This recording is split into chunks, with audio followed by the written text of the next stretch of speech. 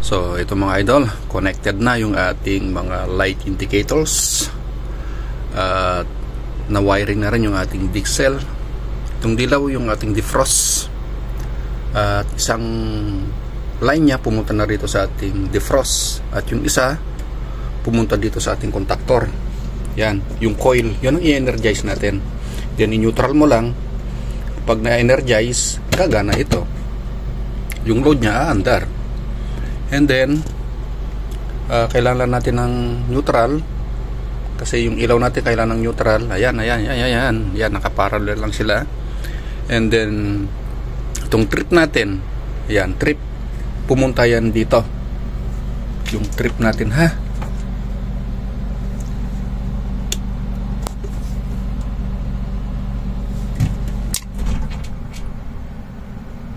Ito. Yung black na yan, yan yung trip natin. At yung ating white dito na connected dito, dalawa yung white natin, nasa terminal number 2 ito. Sinupply na rin natin yung kanyang blower fan. Ibig sabihin, iilaw to pag gumagana yung fan natin. At yung isa nyan, of course pupunta yan dito, yung coil lang ating contactor para sa defrost. And then neutral mo lang ulit. Ayan.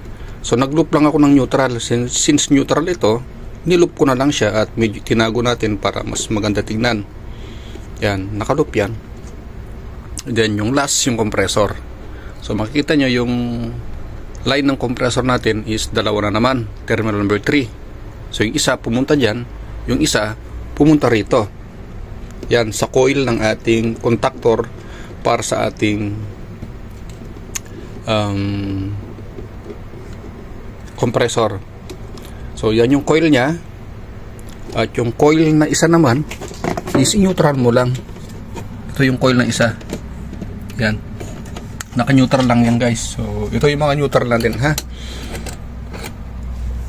So ang connection nito mga idol, madali lang. Kung nanonood na kayo sa mga previous na videos ko, ganun lang ang connection nun. And then paliwanag na rin natin saglit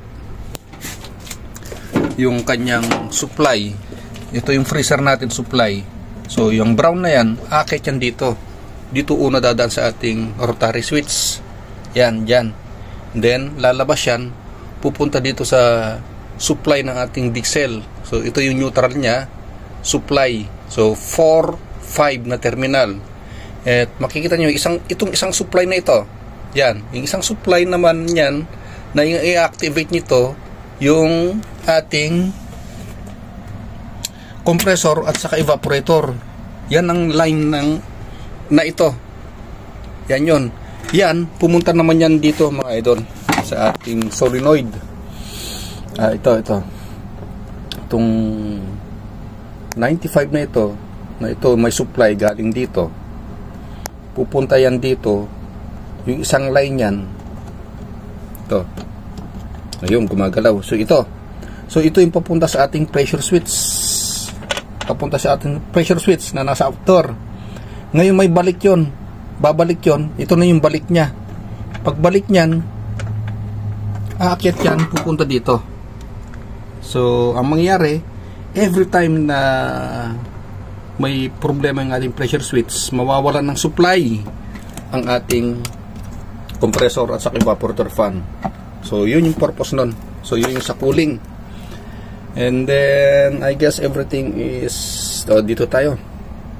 So, yung sa sensor natin, itong white na ito, yung ating room sensor, evaporator sensor naman itong ating red, at common tong black. So ganyan din nangyari dito. Ayan. So yung black common, yung red yung ating evaporator, yung white yung ating room sensor. So pagdating ng unit natin, dito natin i-connect. Yung galing sa indoor naman, dito natin i-connect sa sensor. Tapos yung ating solenoid, at saka ito nga pala yung ating solenoid. Ang solenoid valve natin, konektado yan dito sa ating normally open. Na kapag na-energize, lulubog, kasamang masusuplayan ito, na ito, supply galing dito. O, di ba? Ngayon, ginagawa natin yan, nilulup lang natin yan, then, nilulup lang natin yan, nasa loob. Yan, nasa loob. Pero, yung line na yan, saka ito, iisa. Ganyan din ang nangyari dito. Tignan nyo, mas pangit siya, di ba? Pag yung loop mo, nandito. What if yan, ipapasok natin sa trunking, at saka lilitaw ulit. So, papasok sa trunking, lilitaw. So, sa tingin nyo, ano mas malinis? Ito, o yung mga ganito na nakatago? Yan. Katulad nito, neutral. Pwede naman akong kumuha na kaagad dito. Yan, nakaganyan.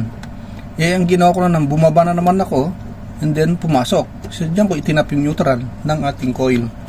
So, bahala kayo mga idol kung anong gusto nyong wiring. Ito, pag tinakpan natin ito, medyo malinis. Marumi itong mga to. Use itong mga to, guys. Use. Next na iwawire natin is yung ating chiller side. At umpisa natin sa neutral. Ito ang magiging neutral nya. Kuha tayo ng neutral dito.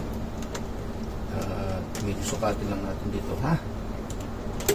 Para nasa tamang hulog naman ang ginagawa natin.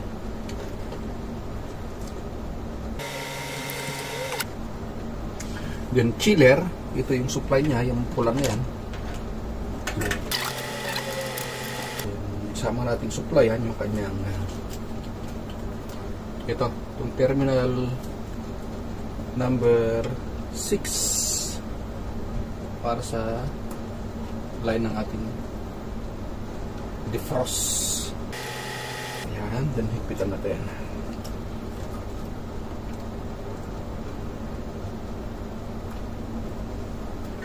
At yung supply nya.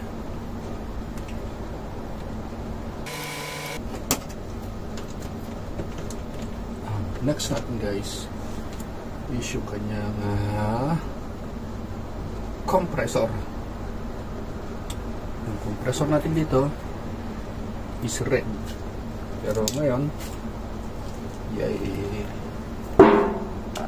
black ang gamitin natin.